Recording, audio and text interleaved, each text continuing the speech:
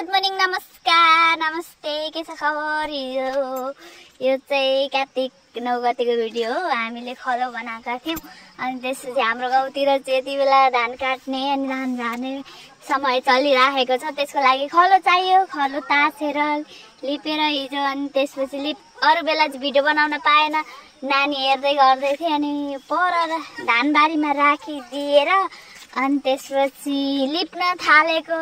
अनि श्रीमानज्यूले चाहिँ पानी लगाइदिनु भयो, हामीले चाहिँ लिप्न थाल्यौँ। दुईजना लिप्दैछौँ होइन। अनि त्यसपछि भिडियो लामो हुने भएर भिडियोलाई चाहिँ एकदम छिटो फास्ट बनाएर अनि त्यसपछि लिप्न थालेको। अनि त्यसपछि यो चाहिँ माटो अनि गोबर हो। माटो चाहिँ धेरै बनाएको छ किनभने यो अब यस्तो ठाउँ लिप्न धेरै चाहिन्छ नि त।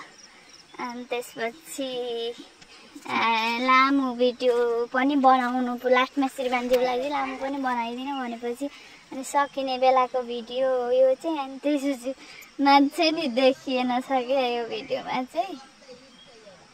त्यसपछि हाम्रो चाहिँ अरूको सबैको घरमा साग रोपिसकेको थियो अनि हाम्रोमा चाहिँ सागै रोपेको थिएन। अनि साग रोप्ने भनेर एउटा खेतको गरो खन्न गयो अनि दुईजना पालो मिली खन्यो। अनि त्यसपछि मम्मीले पनि मल ल्याउँछु भन्नुभयो अनि मल लिन मम्मी जानुभएको थियो।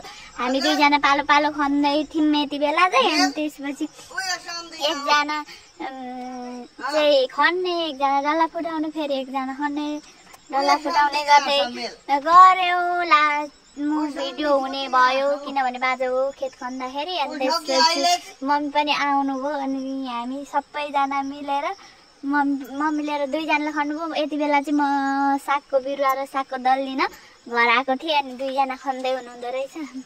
अनि त्यस पछाडि मान्छे रोडको छेउमा छ नि त जग्गा, त्यही भएर सबै गफ गर्दै मान्छे आएको बेला गफ गर्दै गर्नु हुँदै थियो। अनि त्यसपछि घरिघरि उभिँदै अनि म पनि पुगेँ सागको बिरुवा लिएर अनि सागको दल मम्मीलाई दिएँ हान्नलाई। अनि त्यसपछि मम्मीले हालिदिनु।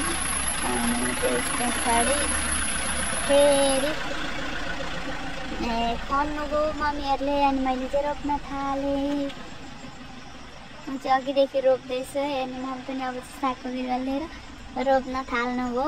अनि श्रीमानज्यू चाहिँ खन्दै नै हुनुहुन्थ्यो पनि। अबदेखि चाहिँ हामी दुईजना मात्रै रोप्न थाल्यौँ, उहाँ चाहिँ खन्दै हुनुहुन्छ होइन। गाउँघरतिर यस्तै छ, खनजोत गर आफ्नो बाली लगायो आफै खायो, किन्नु पनि पर्दैन।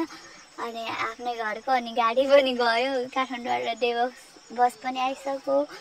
अनि त्यसपछि बुलेरोहरू यहीबाट चल्छन्। अनि त्यस पछाडि अब यो सानो छ साग कहिले खाने बेला होला रोपिसकेपछि यस्तो देखिएको थियो। मन्दिरको छेउमा हाम्रो जग्गामा बनिएको मन्दिर हो यो चाहिँ। अनि त्यसपछि साग यस्तो थियो माटैमा बिलिसक्यो।